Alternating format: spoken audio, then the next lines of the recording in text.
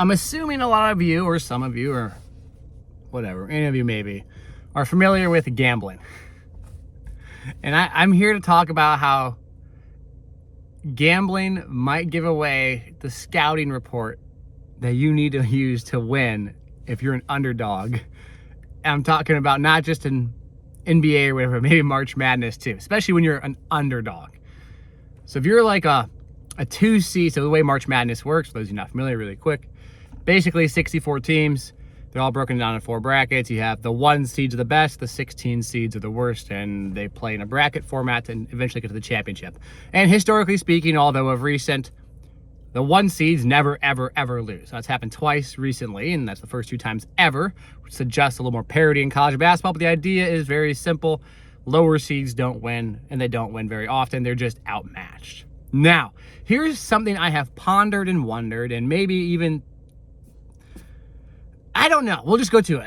Am I stupid for this? Like, maybe at times I'm like, this is genius, or this is stupid. I don't know. We'll just go right into it. So whenever a game is forecasted by the bookies, the sports books, they'll say, here's the over-under, how many points they expect both teams to score.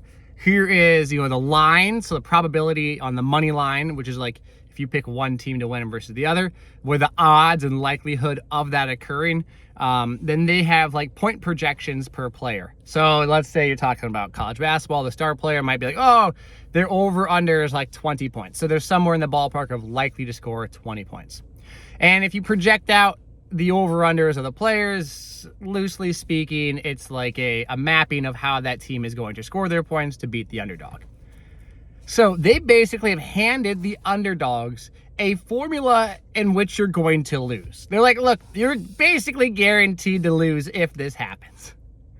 And I've always wondered if teams had their own analytics department similar to that of a sports book, if they could modify probabilities based on letting people score more points who shouldn't score more points and not letting some of the stars score more points. So here's an example.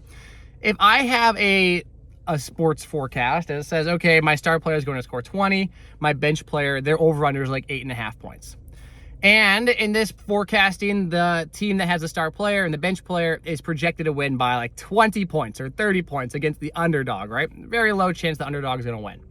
So if I'm the underdog, I would say, you know what? With the formula in front of me, I know that I'm probably going to lose. So what would happen if I let that bench player score 30 points, 25 points, and didn't let the star player score any? Or vice versa. We just let the star player score tons of points. And then we let the other players get no shots off. So basically, you're taking the forecasted predicted loss model, and you say, well, this formula is guaranteed to make us lose. At worst, an alternative scouting option, which is like to let some other people score, isn't guaranteed to make us lose. It might cause massive disruption.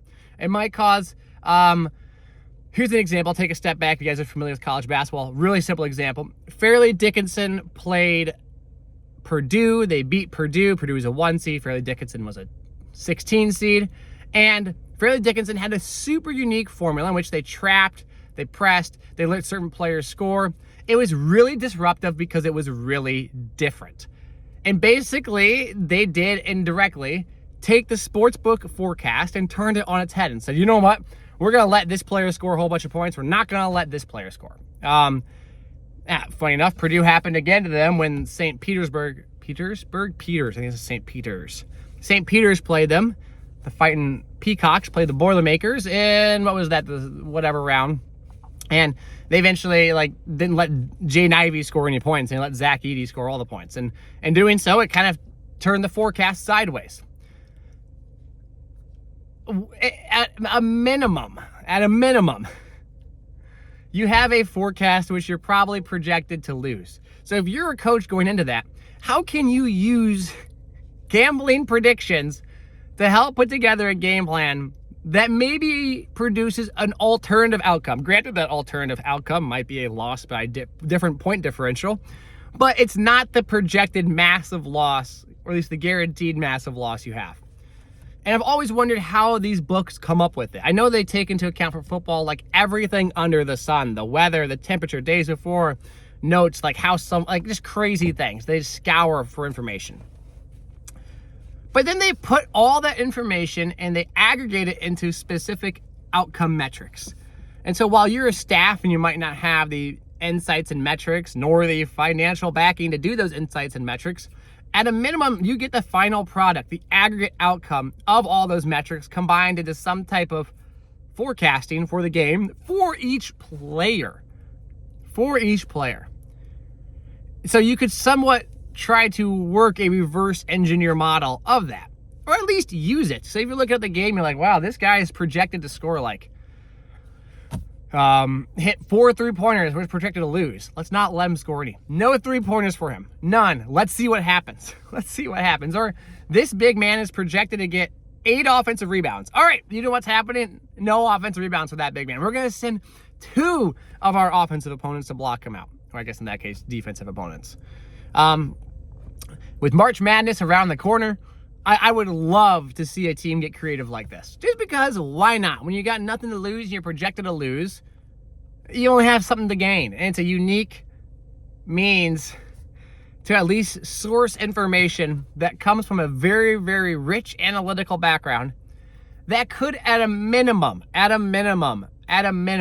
provide some level of insights as to how they think that game's going to go. Because if you ask a coach and you ask a sports book, how do you think the game is going to go? I'm willing to bet the sports book has better outcome predictions than the coach.